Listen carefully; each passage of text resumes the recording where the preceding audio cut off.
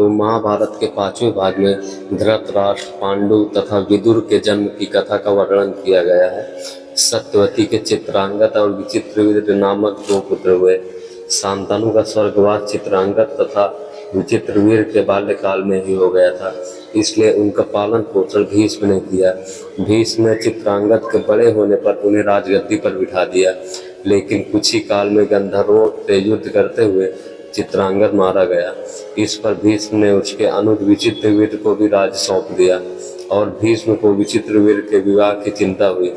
उन्हीं दिनों काशी राज की 3 कन्याओं अंबा, अंबिका और अंबालिका का स्वयंवर होने वाला था।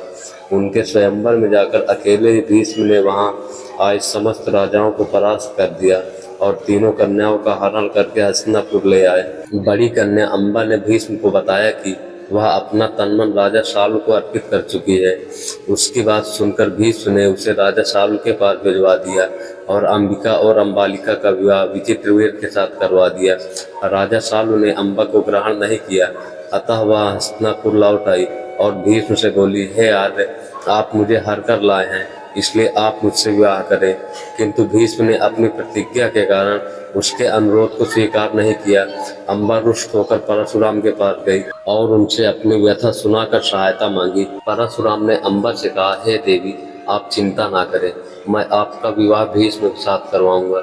परशुराम ने भीष्म को बुलावा भेजा, किंतु भीष्म उनके पास नहीं गए। इस पर क्रोधित होकर परशुराम भीष्म के पास पहुंचे और दोनों वीरों में भयानक युद्ध छिड़ गया। दोनों ही अभूतपूर्व योद्धा थे, इसलिए हार जीत का फैसला नहीं हो सका। आखिर देवताओं ने हस्तक्षेप करके इस युद्ध को बंद करवा दिया। अंबा निराश होकर वन में तपस्या करने चली गई। विचित्रवीर अपने दोनों रानियों के साथ भोग विलास में रत हो गए, किंतु दोनों ही रानियों से उनको कोई संतान नहीं हुई और वे क्षय रोग से पीड़ित होकर मृत्यु को प्राप्त हो गए। अब वंश नाश होने के भय से माता सत्यवती ने एक दिन भीष्म से कहा, पुत्र, इस वंश को नष्ट होने से बचाने के लिए मेरी आज्ञा है कि तुम इन दोनों रानियों से पुत्र उत्पन्न करो।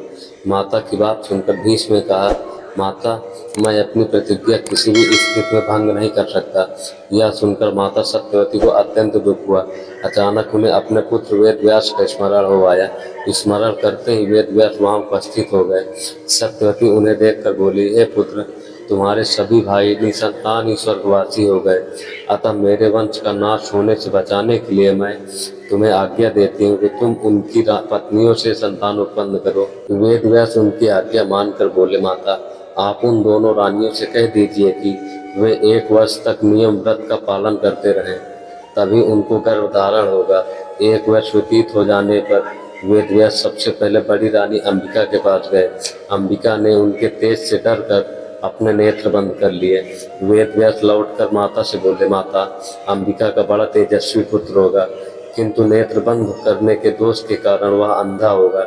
सत्यवती को यह सुनकर अत्यंत दुख हुआ और उन्होंने वेदव्यास को छोटी रानी अंबालिका के पास भेजा। अंबालिका वेदव्यास को देखकर भय से पीली पड़ गई। उसके कक्ष से लौटने पर वेदव्यास ने सत्यवती से कहा, माता, अंबालिका के गर्भ से पांडु रोग से ग्रसित पुत्र होगा।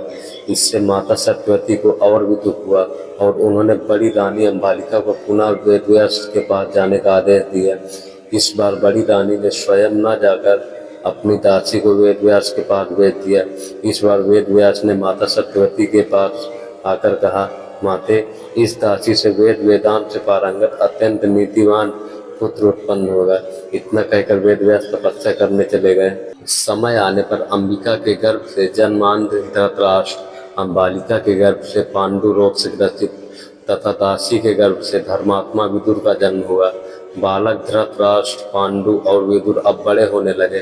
किशोरावस्था में प्रवेश करते ही गंगापुत्र भीष्म ने इन तीनों भाइयों को धनुर्विद्या, राजनीति, दर्शन और नीति शास्त्र की शिक्षा देना प्रारंभ किया। धृतराष्ट्र गंगापुत्र भीष्म से शिक्षा प्राप्त कर महाबलशाली हो गए। पांडु धनुष विद्या में पारंगत हुए।